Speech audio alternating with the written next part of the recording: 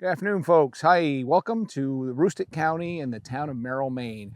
And today I'm going to show you 100+ acres of land in an off-grid location with some terrific soils, some really nice rolling elevations, and a cold brook as one of the boundaries. So come along with me and let's take a look at this today. And to make this deal even sweeter, the owner is willing to finance this property.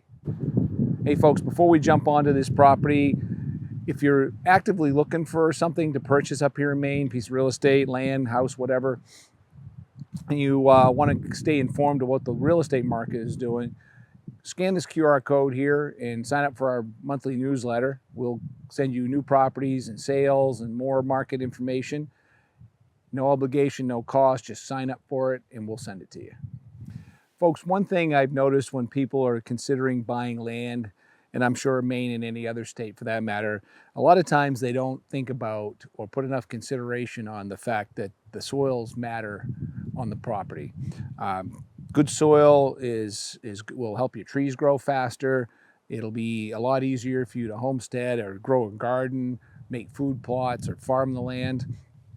So pay attention to that. We've got some soil maps here we're going to show you on this lot. And this land was old farmland. It's grown back to timber and it's had a recent thinning harvest.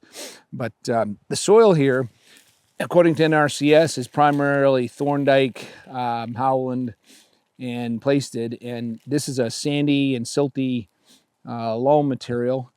Where it's been farmed in the past, there's not a lot of rocks. Most of the rocks are a couple inches in size. There's roots down there. I quit digging at 13, 14 inches, but this is a really nice dry material. Easily farm this. Trees are growing amazing. We'll show you some of the tree growth here when we get walking the land, but don't discount quality soil when you're looking to buy a piece of property. So this property is nearly 110 acres of forested land. The property's all been surveyed out. There's a deeded right-of-way in here that's also been surveyed, very well described and recorded at the registry of deeds. The road is seasonal. It's not plowed in here in the wintertime. And from the maintained town road, we're about 1.5 miles into the property to where we begin in the middle of the property. As I said earlier on this property, there was a timber harvest done here this past winter. And I know a lot of you out there are like, oh my God, they cut the trees down again. Well, guess what, folks? We've been doing that for 200 years up here in Maine. And amazingly, they grow back. They cut mostly balsam fir out of this lot. And here's a stump right here of a tree that's probably, I don't know, 70 years old. And it's starting to rot. When they cut it down, it was already beginning to rot. Balsam fir has a fairly short life compared to the rest of the forest. What they've left behind is a lot of young hardwood that is now growing very good. There's still some spruce and fir in here growing very well. And you know, a properly done timber harvest, folks, is really good for the land. It's good for wildlife. Deer like it. When this new growth starts coming in these old trails, the deer and the moose will be in here, rough grouse. You know, Mother Nature can do it by fire or we can do it by timber harvest, but this renewal of the land when you open up the sun to the ground and everything comes up again, it's not always a bad thing. So read the comments. You know, if you don't like timber harvesting, move on. We'll find another property. But this one is a beautiful lot, great soil. We're going to keep walking, see this elevation change here, which is pretty gentle. We'll talk about that next. Folks, a lot of you wonder, why is there all these limbs and tops and stuff in the trails where they do the timber harvest? Well, believe it or not, it's not a bad thing. The state really likes the people that are harvesting timber to leave this stuff in the woods. It puts nutrients back in the ground.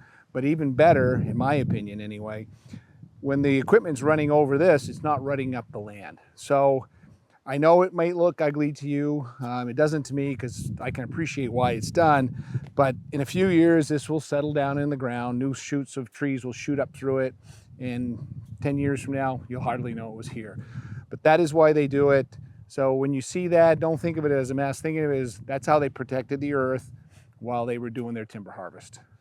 Folks, I was just talking about the elevations here, and I'm standing on right where it drops off from about 810 feet of elevation. And we're located, I'll show you here on the map. If you want to take a look at this,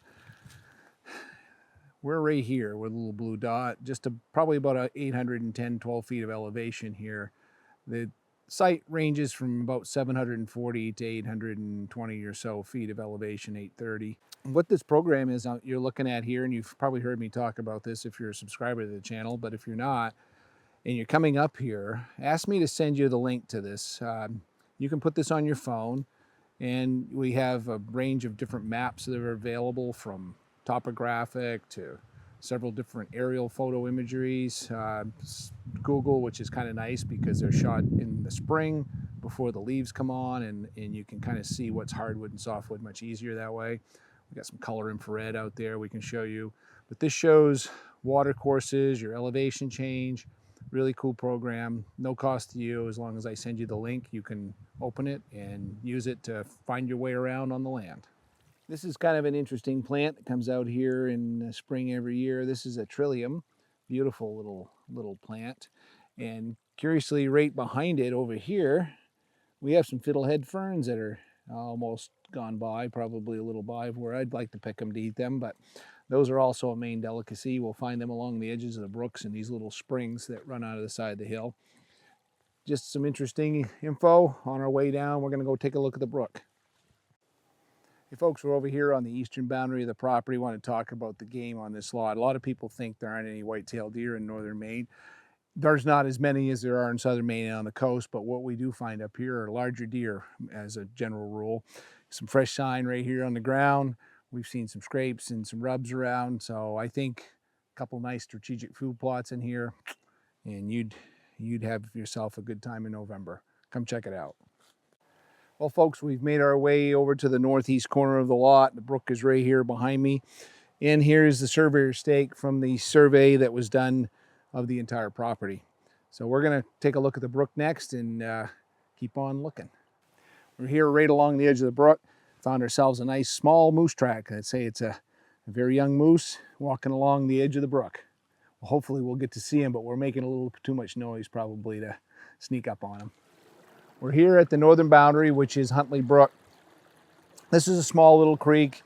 I think it runs year round. It's got a pretty good creek bed. I'm sure it gets low, very low in August. This stream is a tributary of the Mattawamkeag River. It runs into Cold Brook before eventually it runs out into the Mattawamkeag, the east branch, I believe it runs into. And we'll talk about those rivers in a little bit. Boy, I'm telling you, I am really disappointed. If we'd have been here 4 days ago, 5 days ago, well, maybe a week ago, we missed a stash of Fiddlehead Ferns that apparently nobody else in the world knows about because they're all along this brook. Hey folks, if you like our videos, you like what you see here and you want to see more, don't forget, hit that like button. Subscribe to our channel so you don't miss any videos, but in order to do that, make sure you hit that notification bell and put on all notifications.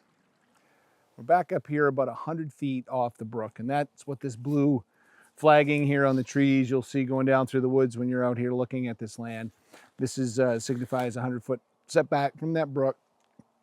And this is right at the edge of where the transition from what looks to be probably floodplain from the early spring run of that brook up onto a really nice ridge right here behind me.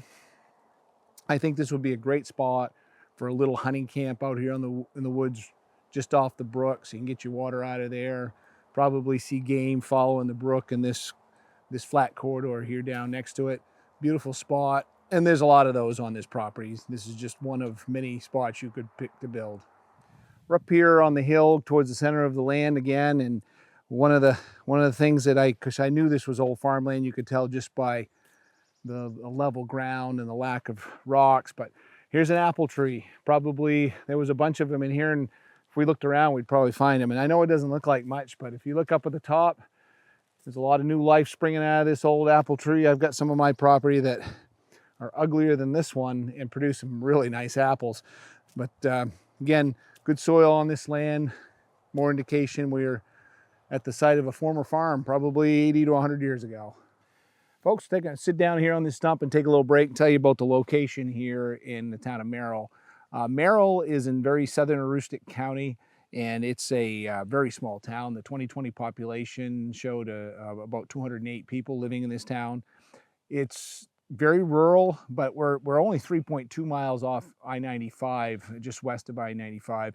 So it's easy to get here. Other than the last 1.5 miles in on the private way, you're on state highway all the way here. Folks, we're in a rustic county, or as everybody in Maine calls it, the county. This is an area of over 6,800 square miles. There's only 68,000 people in the entire county, according to the last census. This is an amazing part of Maine. You've got a lot of farmland up here on the eastern side of the county.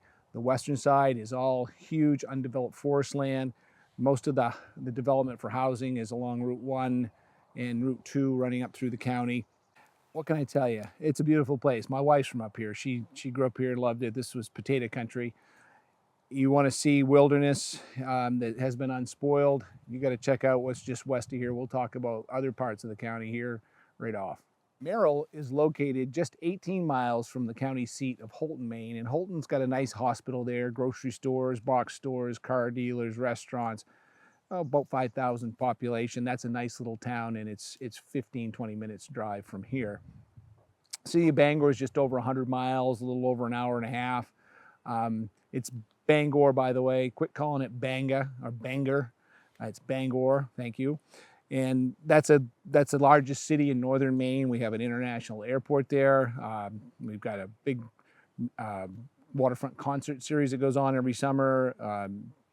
Cross Insurance Civic Center, casino, all kinds of things to do in Bangor.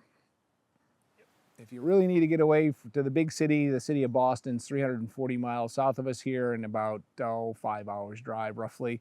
We've made it back out to the truck, and we're almost in the center of the lot where the road ends. This would make a great place for a building site if you didn't want to go all the way to the brook, because you would have to build some sort of road or trail there if you wanted to get that far in. Road does end here. This is an area that I consider one of the best recreational opportunities in Maine. We're about 43 miles from the north entrance of Baxter State Park, and that's a 200,000 plus acre park here in the center of Maine. I'm sure a lot of you have heard of Baxter State Park. If you haven't, it's where Mount Katahdin is, Maine's highest mountain, and it's also the terminus, the northern terminus of the Appalachian Trail. There are miles and miles of hiking trails in the park. Dozens and dozens of wild trout ponds you can walk into, fly fish, rent a state canoe on one of those ponds while you're in there, camp out with the kids, and really enjoy the wilderness area. 24 miles from this location here in Merrill, is the Katahdin Woods and Waters National Monument. That's an 87,000 acre conserved area. It's right along the eastern boundary of Baxter State Park. And that's where the east branch of the Penobscot River drainage comes through. You'll see whitewater there that'll challenge anybody, and some of you won't want to do, like Grand Pitch. Check that out on the map. We'll show you where that is. 34 miles northwest of us here in Merrill is the Oxbow Gate of the North Maine Woods. And if you're not familiar with what that is, 3.5 million acres of forest land that's managed for timber, open to the public. There is some gate controlled access, a nominal fee for road use and camping sites. There's so many lakes and ponds in the area, there's thousands, you couldn't count them all. Fishing is great, hunting is great. Like I said, it's open to the public. And if you want to see more of the North Maine Woods, my wife and I did a little vacation up there a couple years ago, shot a video of it. Check that out up here.